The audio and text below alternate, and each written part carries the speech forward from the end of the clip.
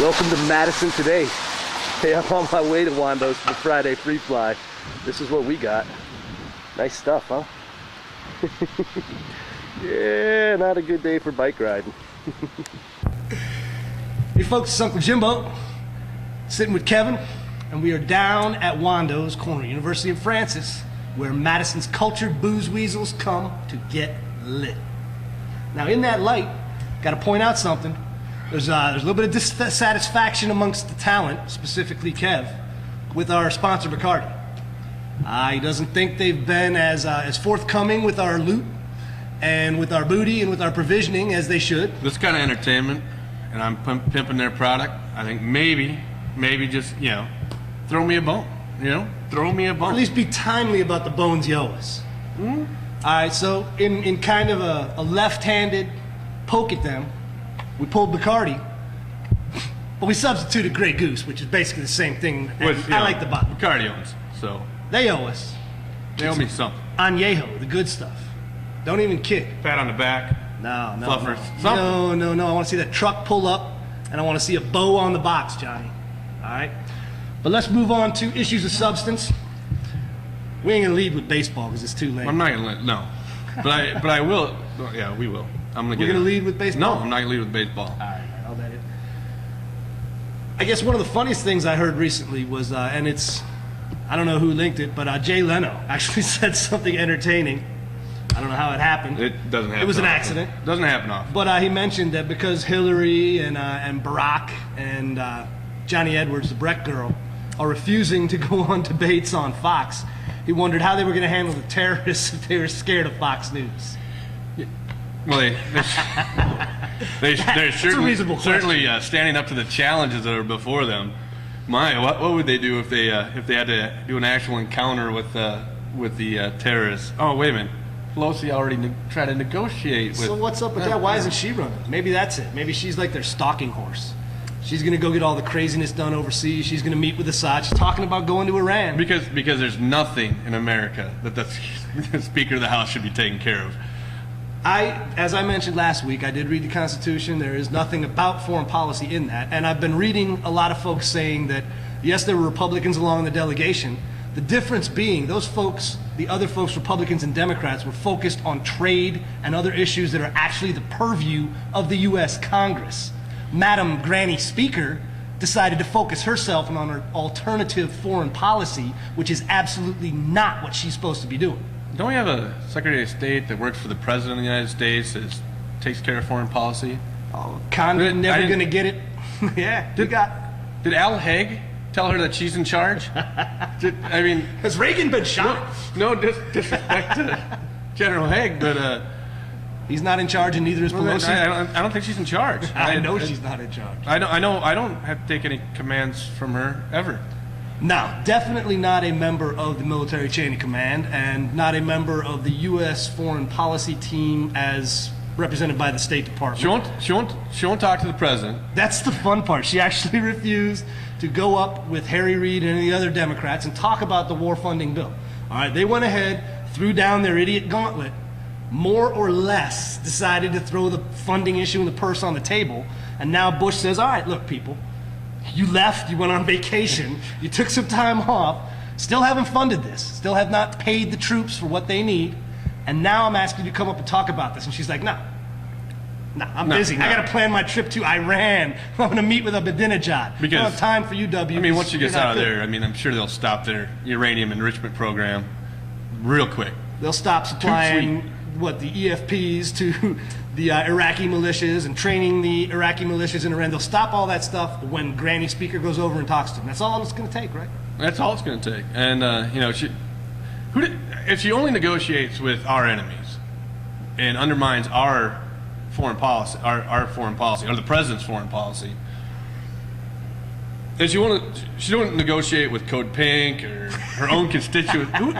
Who's she represent? Her and Mirtha and Obey and the rest of her lapdogs, it's all sitting huddled in a room, and they're like, hey, who are we going to talk to?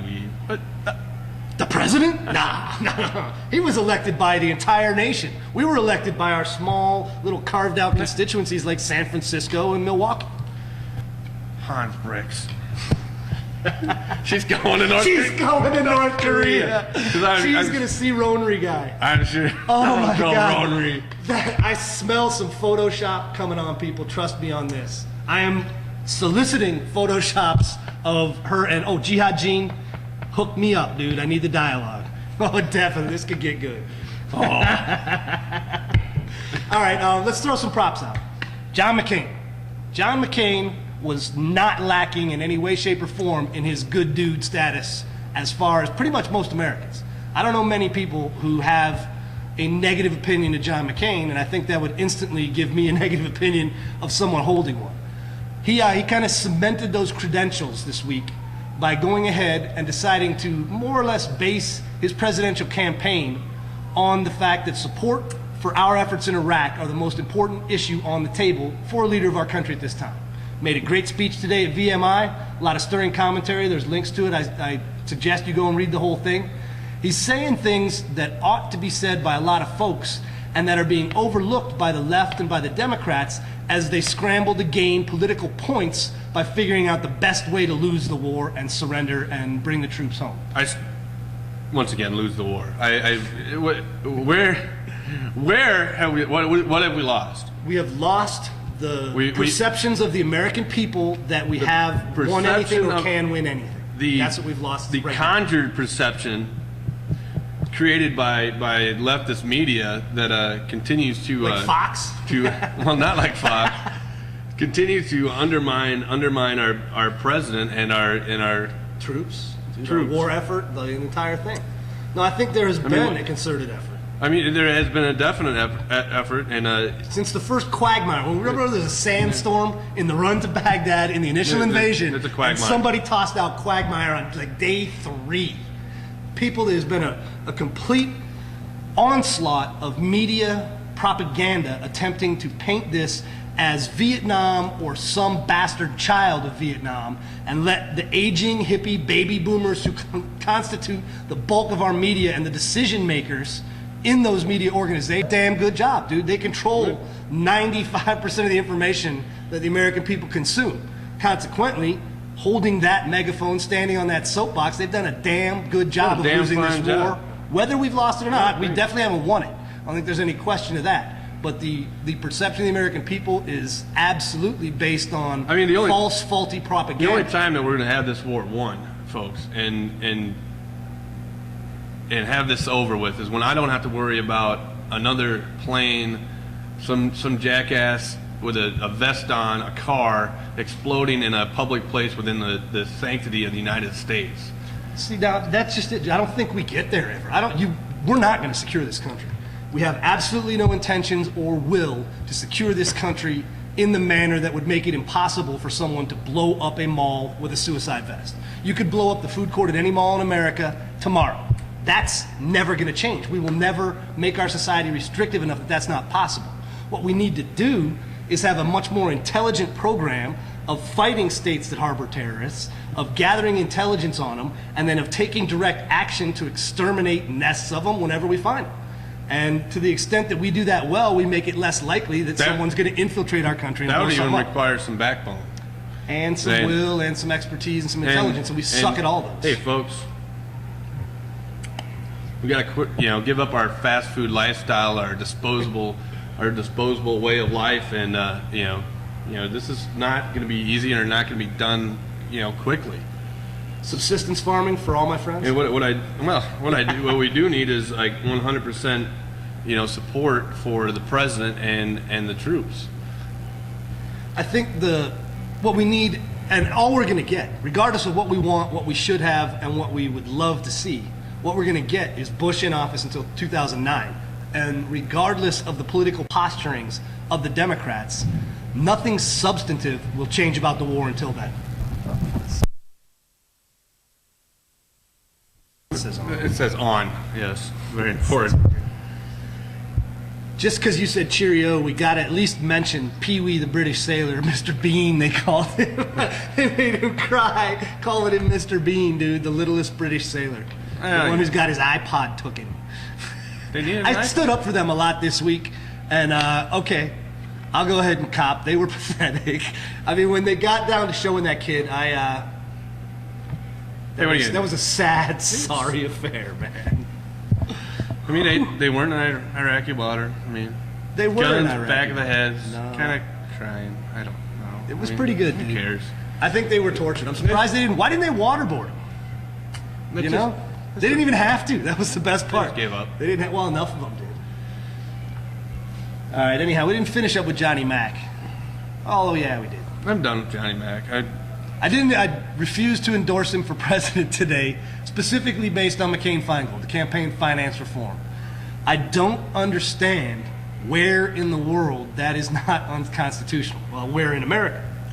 It's a 100% abridgment of the freedom of speech right before an election when you would most like to say things about a candidate.